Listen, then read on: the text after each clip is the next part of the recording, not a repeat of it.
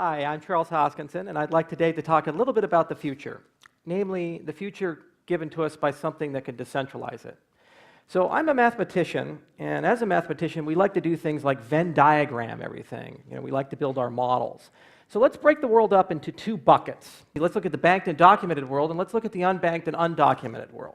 So the green bucket has about 4 billion people living in it, in places like the United States, the European Union. And then we look at places like China, we look at places like India and Brazil, and we start moving into the unbanked and undocumented world, places like Sudan, places like Afghanistan. Well, what's the point? Well, the point is, if you were to look at every meaningful metric, from infant mortality to literacy rates, quality of life, it tends to get better with the more financial services and the more access to documentation that you tend to have. So let's elucidate this a bit with an example.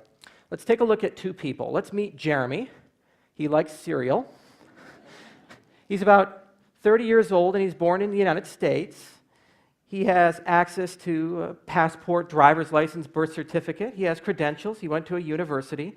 Not a very good one, but he still has a university. He has a good work history. He owns a house. He's got a car. He's probably like somebody everybody knows. Now let's take a look at his financial history. Well, he has a bank account. He's borrowed money before, and he had to pay for that house and that car. He has several insurance policies, so if he hits you with his car, if his house burns down, if he gets sick, he has the means to cover that via proxies. And he's a very good son. He sends money to his mother in Indiana every single month, so we like Jeremy. And he's currently engaged in several contracts. You can just have them how you will. And he buys lots of stuff on Amazon and on eBay, okay? So now let's meet Hamid Khan. He's a slightly different person. He's in the other circle. So Khan is born in Afghanistan. He's between 45 to 44 years old. We're not entirely sure. He doesn't have any formal documentation. Khan has learned several trades, but it's very difficult to understand his work history. Furthermore, he lives on undeeded land, which means that where his house is, where he lives, he has no documentation that he actually owns that. Let's say he's lived there for 2 decades. He still doesn't. He uses a bicycle for transportation, and he has a very difficult to verify criminal history. What does it mean for the Taliban, for example, to say you're a criminal? So let's take a look at his financial life. He lives in a cash economy. Everything is cash. All of his money he takes with him. His credit comes from friends and family. All of his assets are obviously uninsured. He receives money from his brother in India, and that cost him 15 cents on the dollar, the remittance cost. All of his agreements are verbal, and he has absolutely no access to the internet. This is the reality for about 3 billion people worldwide. It's a very tough reality. So what are the differences we should focus on? What should we learn from this example? First, Jeremy, he sends his money at a very low cost. It takes only a few days, maybe it's a few percentage points. On the other hand, Ahmed, that's 15%. So let's look at the numbers for everyone. The worldwide remittance business is about $540 billion. 192 million people living away from their home countries send money home, and that total of money is about 400 billion. And the cost of moving that money sits somewhere between 8.6% to 12% on average. It's a World Bank estimate, but it can be much higher depending upon where you live. Try sending money to Syria, for example. Let's look at Jeremy. He has low-cost access to credit. When he gets a loan, he can get a long loan, 5 years, 10 years, 15 years, depending upon the asset. And the interest rates are fairly decent, let's say 5% to 10%. Now, even if Hamid Khan had access and a cultural inclination to borrow money, if you look at the global microfinance rates, they're about 35% to 40% interest, according to a CGAP estimate. And Azerbaijan is sitting at the top, Afghanistan sits at the top, and even 35% for South American nations. It's just terrible. If you look at Jeremy, he has the ability to objectively bind contracts, assets, and property like land. When he owns a house, he owns it. He has his deed. He has his car. If he goes to prison for 5 years, he still has assets. They're there waiting for him when he comes back. On the other hand, Ahmed is completely off the grid.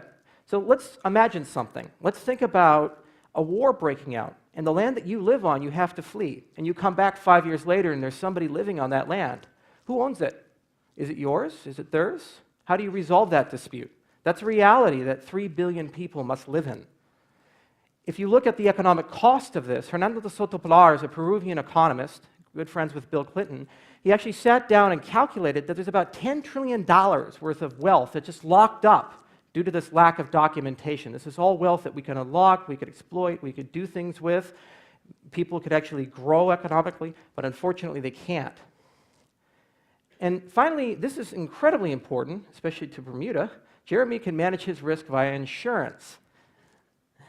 Whereas among Han, he has very limited tools at his disposal to protect himself from disasters or risk. If he gets sick, if he dies, there's just no one to cover that. So these are the problems that he lives. These are the problems that billions of people around the world have to deal with on a daily basis. So it's very natural to ask, how do we solve this? What do we do? Let's propose something. Well, my belief is that this technology, this Bitcoin thing that everybody seems to be talking about, actually has inside of it some solutions. And I have my nice little cryptocurrencies. There we go, cryptocurrency, yay. Okay, so I call it the transformative triumvirate, big fan of Roman history. And there's really three things here: blockchains, decentralized transaction systems, and smart contracts. What in the world do I mean? Let's go through them. Let's talk about blockchains first. So basically what a blockchain is it's just a big database. If you're going to store something like who owns what, you need that database to be secure, you need it to be tamper-resistant, you need it to be distributed. And it turns out that Bitcoin actually has probably the best distributed database in the world. It solved a very hard computer science problem just to exist. And here's the key. Once you put something in a blockchain like Bitcoin's, it's there forever. It can't come out. We have every single transaction since Bitcoin was invented. It's there since January 3rd, 2009. So that means it's the perfect place to put identities. It's the perfect place to put agreements, property rights, these kinds of things. And it's totally censorship resistant. Even if it's inconvenient data to a government, inconvenient data to an individual, you can't pull it out once it's there. So let's look at some examples of what's already been done. So Namecoin is a project that wants to replace the entire DNS system of the internet.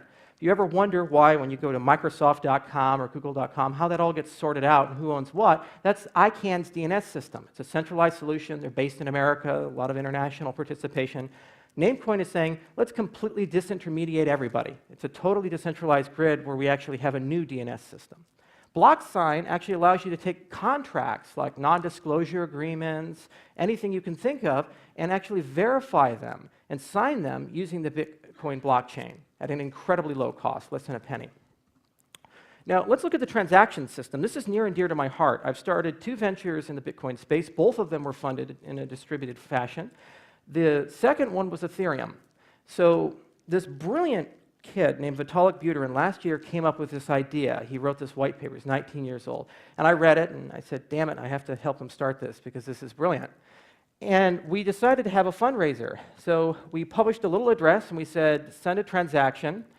And over a course of 42 days, 9,011 transactions, we raised $18 million. And the cost to raise that money was only $350 in transaction fees, a price of 0.002%. This is the magic that a young kid who's a college dropout living up in Canada can write a white paper, bring a team together on 4 continents, and within just a matter of months have a fundraiser for over $18 million to get the resources he needed to do something. And this is accessible to everyone. No one controls it. Now let's look at smart contracts. This is really where the magic actually happens. So a contract is basically an agreement having a lawful object entered into voluntarily by 2 or more parties, each of whom intends to create 1 or more legal obligations between them. This is why I'm not a lawyer. I don't like reading those things. So a smart contract says, that's great and all, but you still have to have third parties involved in the verification process, the facilitation process, the enforcement process. What if we could algorithmically do this? What if we could take a contract and write it in some sort of specialized programming language, play around with it for a bit, and this can actually be done over a decentralized grid. And we can have that same immutability and censorship resistance and certainty that we have with our transaction system. Well, it's not a new idea. David Chaum and Nick Szabo first thought of it back in the 1980s and 1990s, and that brilliant kid, Vitalik Buterin, and another brilliant kid who works for a competitor, Ripple, actually came up with a way of doing this using Bitcoin, the Ethereum and the Codis projects. So what does this actually accomplish? Well, you can think of any centralized service that's online, like eBay, you can think of a Dropbox, you can think of exchanges, and you basically can build a decentralized equivalent. You can also think of services like hosting. So You have Amazon EC2, you have rack space. You pay some money, you can use their servers. Well, what if, just like folding at home, where they fold proteins, instead of doing that, we can actually tokenize hosting of web services. And people can just leave their laptops on, their desktops on, and make a little bit of money. And the aggregate grid becomes the world's largest web server. Combined with the centralized DNS system, you actually have an entirely new internet. And all of this is actually possible because of smart contracts. So let's bring this all together. Let's bring this back to why we care. We care about Hamed Khan. So what are his problems again? He needs reputation, he needs credit, he needs to be able to manage his risk, he needs low remittance costs, and he would love to be able to actually prove he owns the land that he lives on, especially if he has to flee it. Well, blockchains enable him to build a censorship-resistant, always accessible digital history. Everything that he does, if he does it through a blockchain-based solution, it's there forever, and it's completely disintermediated from his government. So it doesn't matter who's in charge, what's going on, the particular political whims, it's there. And I can see that, and I can start building things like credit metrics and risk metrics on that. Okay. Second, just like me, his brother can now send things at much less than a penny. And if you think of that $540 billion remittance market with 12% going to middlemen, it's going less than a penny, less than 1%. It's a beautiful thing. And finally, because we have these smart contracts, we can start talking about building microfinance and microinsurance, decentralized networks. What does that mean? Think of Kiva, think of Lending Club, think of the Grameen Bank, and imagine if they had some sort of Frankenstein child. But that Frankenstein child is completely peer-to-peer. Anybody can access it. They can use it at a low cost. And now you, anyone, can go ahead and click on someone, send them $100, and actually get repaid through that network and have a 90 or 95% repayment. That's the beautiful emergent properties of having reputation combined with a money transaction system combined with programmable finance. That's what you get for that. The same deal for microinsurance. You can take a lot of innovation that's been done recently for poor nations and actually have insurance policies that are $50 or $100 and make them profitable. And once you actually have a set of these things, you can securitize them. So it's a very promising emerging field. So there's one last problem, and this is kind of the kicker. Only 40% of the world's population is online, which seems to be a little low, but when you think about the age of the internet, that's actually quite amazing that something has grown so fast. So how do we get internet to Hamed Khan? Well, in just the same way that we can build a decentralized lending network, in just the same way we can build a decentralized insurance network, we can also actually build a decentralized ISP. So you can actually use technologies like CJDNS combined with old hardware like Wi-Fi routers and cell phones, and just a little bit of hacking and finagling, and people can become micro ISPs. Just like they can mine Bitcoin, they can now provide internet services to their local community. And there are several other solutions to getting it without necessarily having to use the internet proper. For example, BitPesa, based in Kenya, is trying to find a way to distribute Bitcoin solutions across the cell phone, which makes sense because they have a digital currency there called M-Pesa. And finally, BitNation is probably the most ambitious. They're actually building a global network of ambassadors that are going to provide a full suite of services. So it's a very rich field. There's a lot of work that needs to be done. But one thing I do know is that the future is going to be decentralized, just like TED. Thank you.